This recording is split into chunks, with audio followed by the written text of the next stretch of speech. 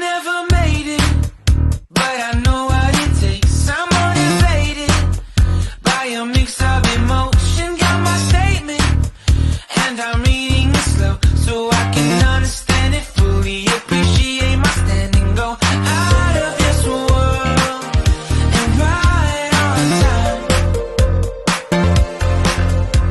Oh, never in my life have I seen the sky light up like this. I'm far away from Earth and I wanna know if you exist. Mission control, do you read me? Send me my coordinates lately. Mission control, am I drifting? Tie me to someone who will love me, yeah. Wait, I think I'll last a bit longer. Find another. Welcome everyone. Welcome everyone. Welcome everyone to another Ref Brandon and the Todd family YouTube video. Wherever you are, whatever you may be doing, thank you so much for making Ref Brandon and the Todd family a part of your day. We always greatly appreciate it. Happy Friday to everybody out there. It's hard to believe this is the final Friday in the month of January. We are less than a week away from the month of February, which is hard to believe because it seems like we just started a brand new year, but it's good for me because college baseball starts in February and NASCAR starts in February. So it's a fun time of the year for yours truly. But today here on the channel, I want to talk some college football, and this is Chris Lowe's way too early 2024 All-American team. And he's got offense and defense, of course. Now, I'm not going to sit here and break down what position each player plays because they're All-Americans or potential All-Americans.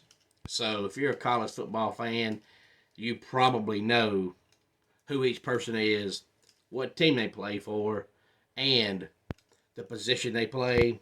But I will tell you the team they play for just because it was part of the article, so I just found myself writing it down. Plus, if you count the players as we go, if you know what position half of them play, then you can kind of figure out what position the other ones play just simply due to elimination. On offense, we have Carson Beck from Georgia, Ollie Gordon from Oklahoma State, Travion Henderson of Ohio State, and the only bad part about Travion Henderson being a first-team All-American is former Ole Miss running back Quinshad Judkins has transferred to Ohio State. So Travion Henderson may not even be the best running back on the Buckeyes. But we don't know because up until the second half of this past season, Travion has always been hurt. So we've never got to see his actual full potential because he can't stay on the football field. Luther Burden III of Missouri, Tetera McMillan, Arizona, Colston Loveland of Michigan, Will Campbell, LSU, Tate Ratledge from Georgia, Parker Brailsford, Alabama, Donovan Jackson, Ohio State, Kelvin Banks Jr. from Texas, and all-purpose player on the offensive side of the ball is Ashton Jeanty from Boise State. On defense, we have James Pierce Jr., Tennessee, Tyleek Williams, Ohio State, Mason Graham, Michigan, Ashton Gelati, Louisville, Harold Jenkins, LSU. Deontay Lawson, Alabama. The best player on this list because he plays for Clemson, and that is Barrett Carter. Travis Hunter, Colorado. Will Johnson, Michigan. Caleb Downs, Ohio State. And Malachi Starks from Georgia. And then on special teams, our kicker is Graham Nicholson from Miami of Ohio. Alex Mastromano, Florida State. And the returner is Zachariah Branch from USC. And that is your 2024 Way Too Early All-American team from ESPN's Chris Lowe. Now, a lot of these guys were either on the 2023 preseason All-American team or barely missed it. So, most of these guys you've probably already heard of. Probably all of the guys you've already heard of. You don't just go to bed one night and wake up the next day and be an All-American. You've made a name for yourself to have a chance to be an All-American, so you probably know who all these players are. But I seen earlier this week, it might have been Tuesday, how much money Ohio State has put into the transfer portal and the NIL deals and all that. And it's ridiculous, and people want to know why Jim Harbaugh is going back to the NFL, which I said in yesterday's video that it's mainly because Jim Harbaugh wants to win a Super Bowl. He's made it, but he has not won one yet because not many coaches actually win national championships in college and Super Bowls in the NFL because it's hard to do, and most college coaches are failures in the NFL, and Jim Harbaugh was actually very successful in the NFL the first go around, so I don't see why he wouldn't be this go around.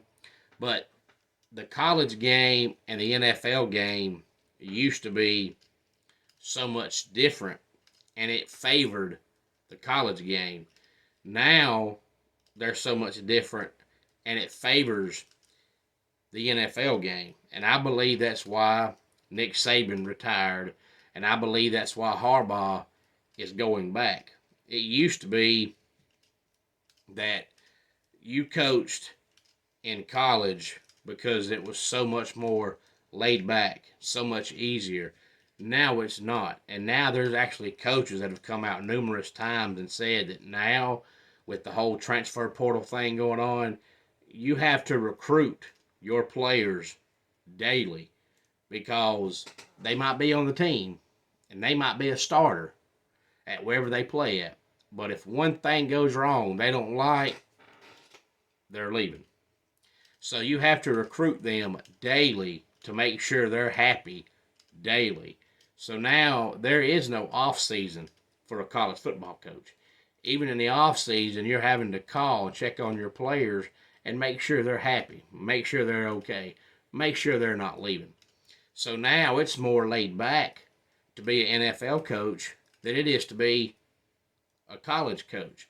Not only that, but Jim Harbaugh is going to the Chargers, and he knows that Herbert is his long-term quarterback. He's got a quarterback for the foreseeable future.